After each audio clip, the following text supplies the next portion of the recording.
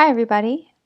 This is the video for the last essay, which really focuses on postmodern issues that we read through a number of different works in this unit and a number of different authors, and hopefully gives you a good understanding of kind of the variety of voices speaking about these postmodern issues. So there's a lot of things we talked about in these works, things like identity, multiculturalism, trauma, consumer culture, I should say, outsider identity, so on and so forth.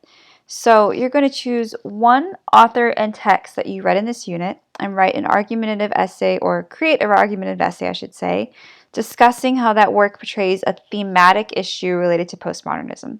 So you can connect the work to a single theme, or you can connect it to multiple themes if you so choose. I would not personally do more than 2 or 3 at the most.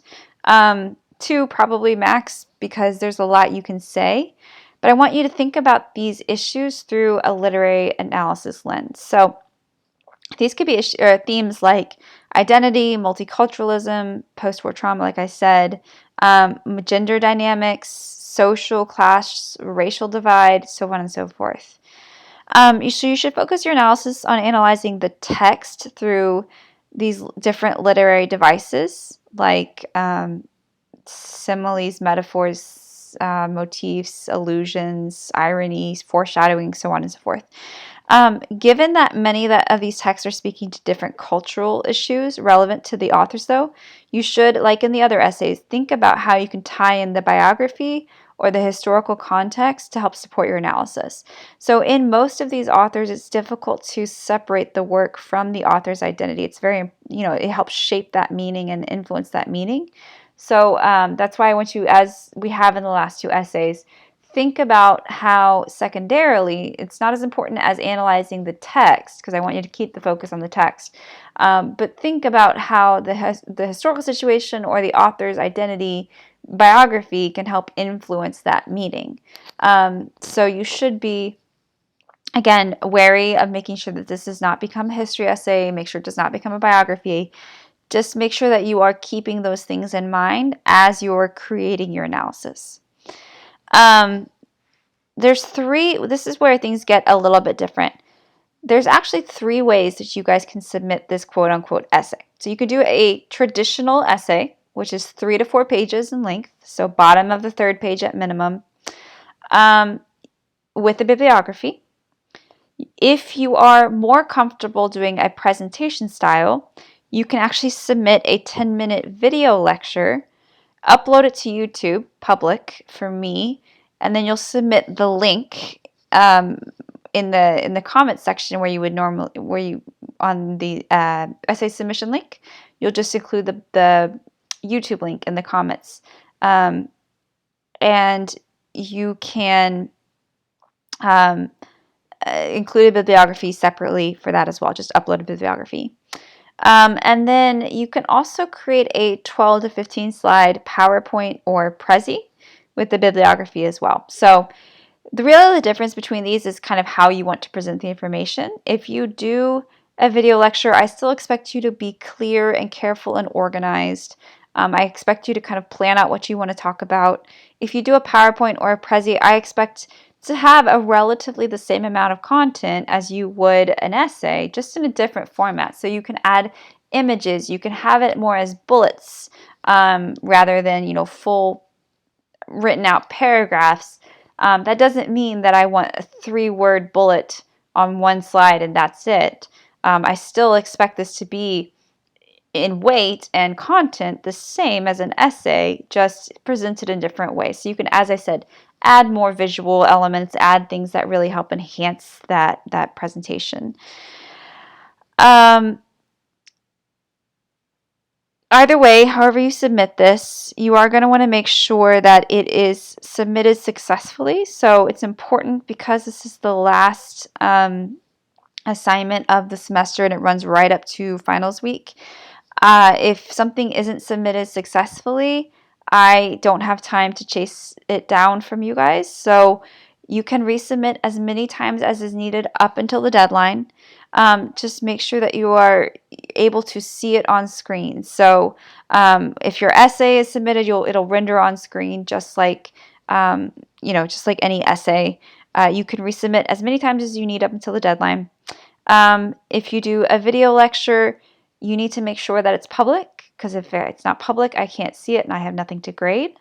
And when you submit that, you'll want to double check that link and make sure it works successfully.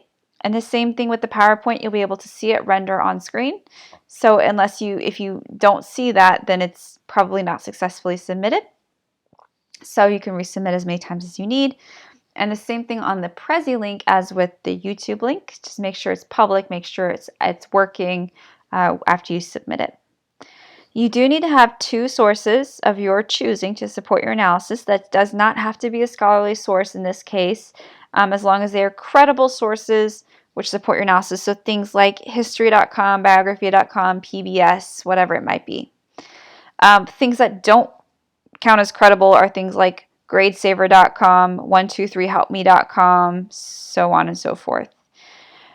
Your essay has to be the minimum length, whatever that is, whatever format it is, and is due by Sunday, May 9th at 11:59 p.m. Remember that everything will be checked through SafeAssign for plagiarism, even your PowerPoints. And remember to do the minimum length in whatever format that is, and MLA for any citations that are needed, and include the bib. We have a lot of authors for you to choose from on this one. So you could do Robert Penn Warren, Plath, Cisneros, Theodore Rothke, Allison Tan, Updike, Erdrich, and Alexi. The choice of topic and work is yours again, so choose carefully. You're going to need to discuss the works in depth, keeping in mind the historical context secondarily.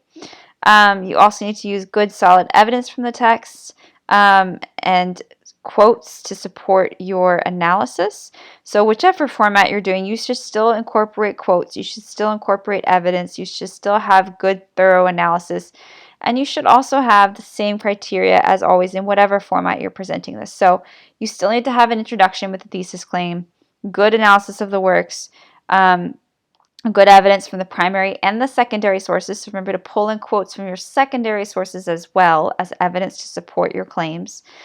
Proper page length, MLA for whatever written portions there might be that it's appropriate, and then proper number of sources and citations, of course, and then a fully developed structure. So a good intro and thesis, main ideas, and a solid conclusion with good evidence, of course, in there as well.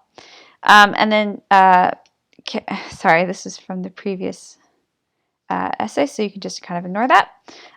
But essentially the goal here is to let you guys really write about what you want to write about in a way that you want to present it, however that might be. So if you're more comfortable speaking, do the video. If you're more comfortable writing, do the essay. If you're more comfortable presenting it as like a PowerPoint or a Prezi, feel free. Just remember to kind of carefully prepare your content for a sample on the video. Make sure that you are organized, you have an outline of what you want to talk about at least, because 10 minutes goes by really quickly when you're talking on these videos, so you want to make sure it's really good content. So let me know if you guys have questions. Otherwise, the goal here is, again, to let you guys really express yourself in a way that's most comfortable for you and that's really most engaging for you. So have fun with it, but make sure that you are following the expectations. And as always, let me know if you have any questions.